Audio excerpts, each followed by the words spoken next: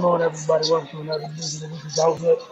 We got regular lines starting with WD Wilson Carpet. Look, the Grizzlies, we're in town to take on the Wizards. Cardell during the building. You just share your thoughts on that one. It was a blowout. It was trying to watch my lanes, but it was a thorough beatdown. I know Memphis hung with them after the first quarter. It was pretty close.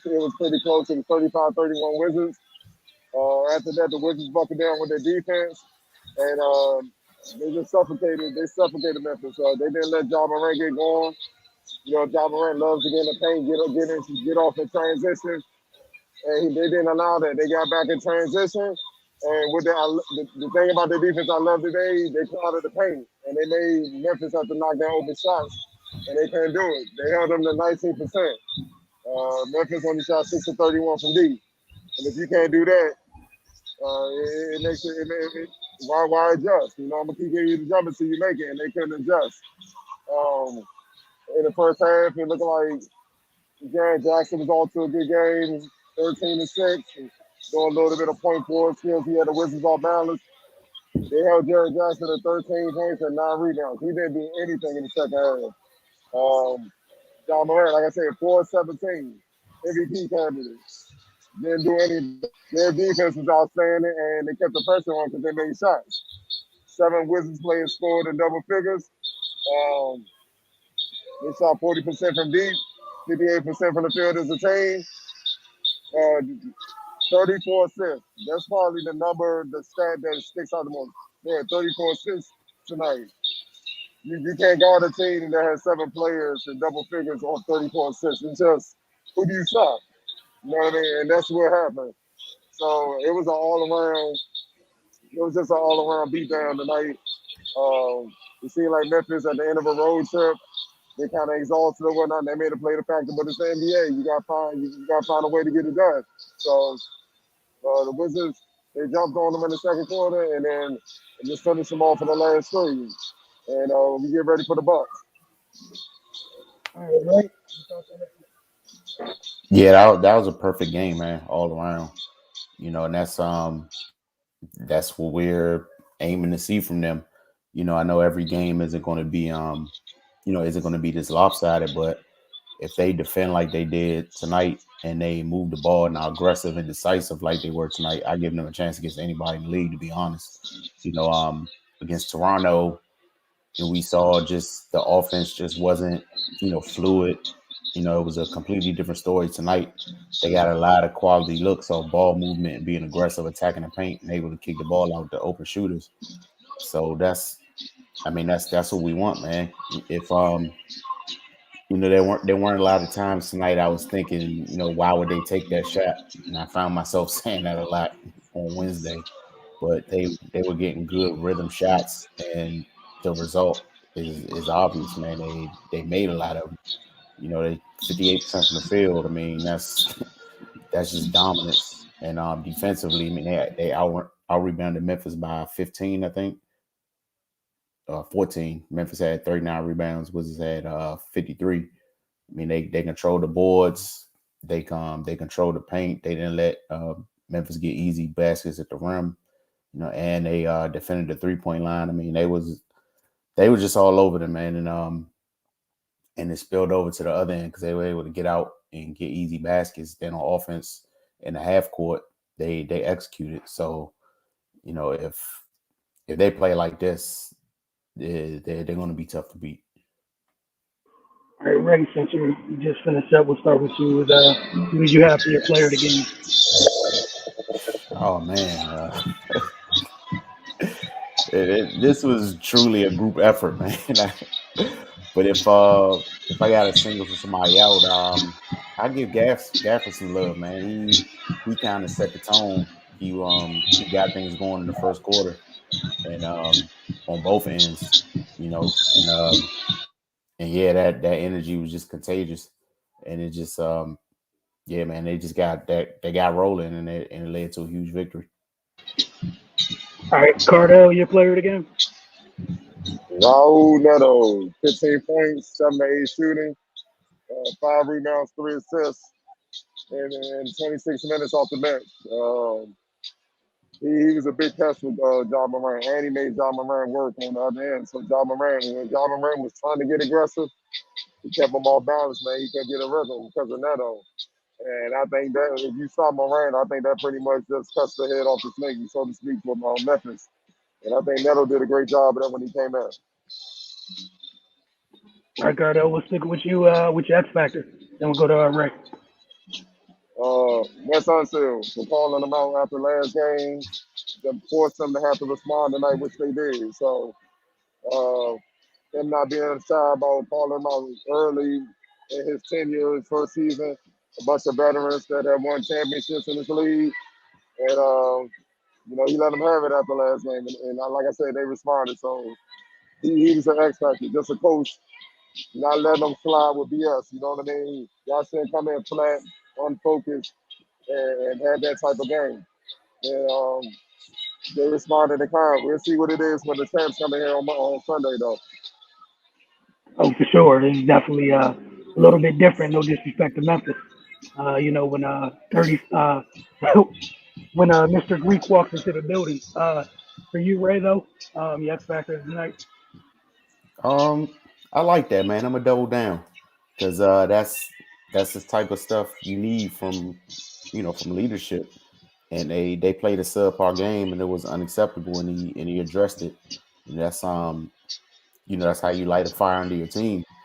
And for them to respond that way, even as a first year coach, it shows that he has their ear and he has their attention, and he can he can get games like this out of them. After being critical after a tough loss.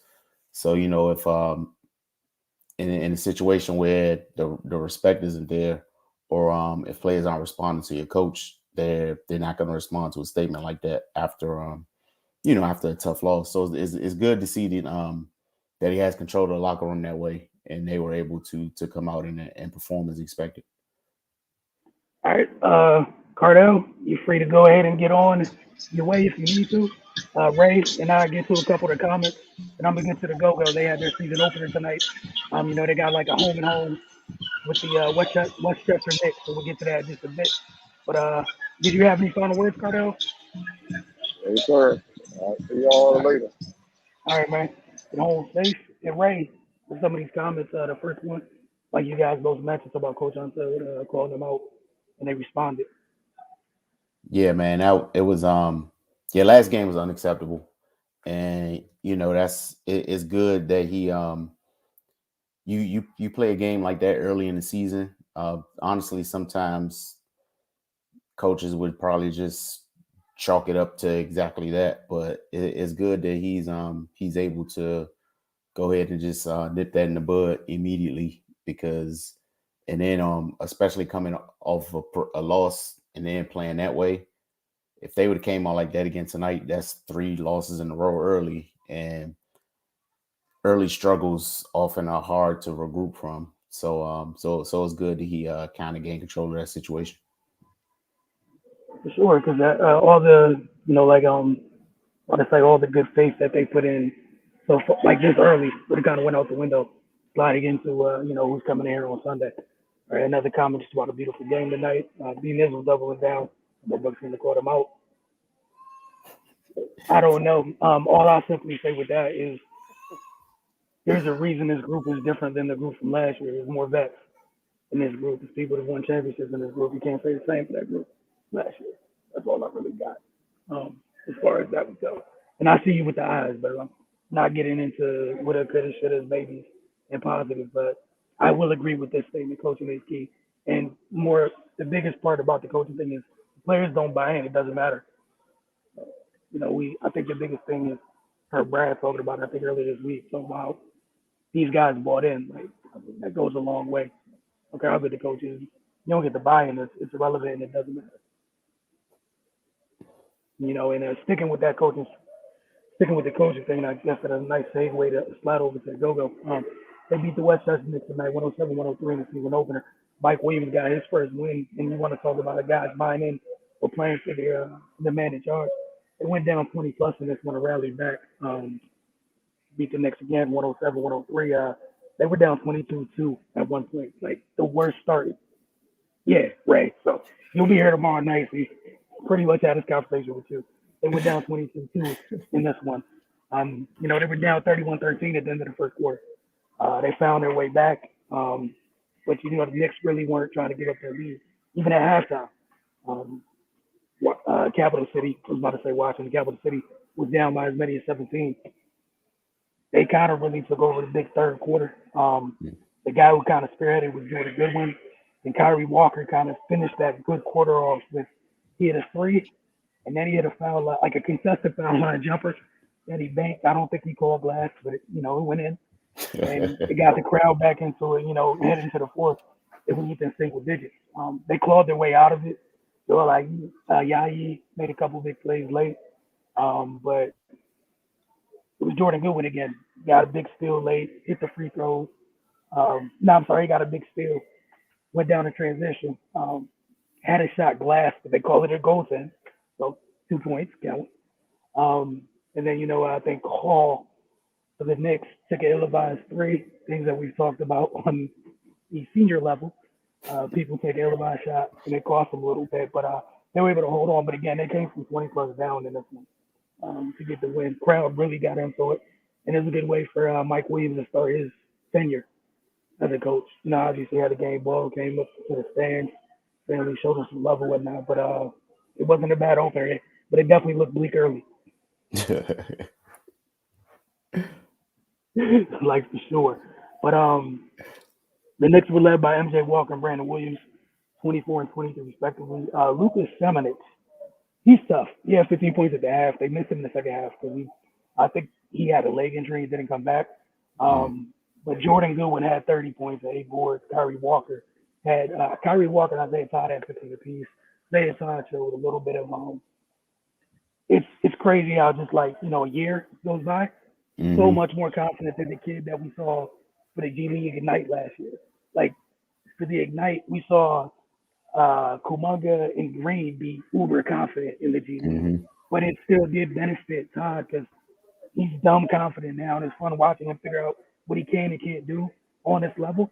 But he's doing it with such conviction that I'm just interested to see what's up next, right? And then Jaime Jamie Echenike, I'm sorry, had a double double with 14 and 10, but it was again we're talking about the senior group with the defensive end that side of the floor. That's what got him back in this game.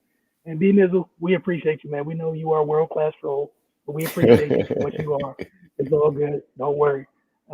We understand.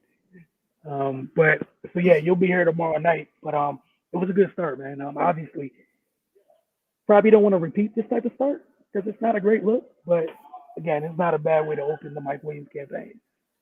They really responded to him. Again, there's players on this team that are probably older than the coach, so keep that in mind. Right. But like he had real good command though. Like throughout everything, telling his folks to calm down. Like you couldn't tell him, his first time head coach. You just really couldn't tell.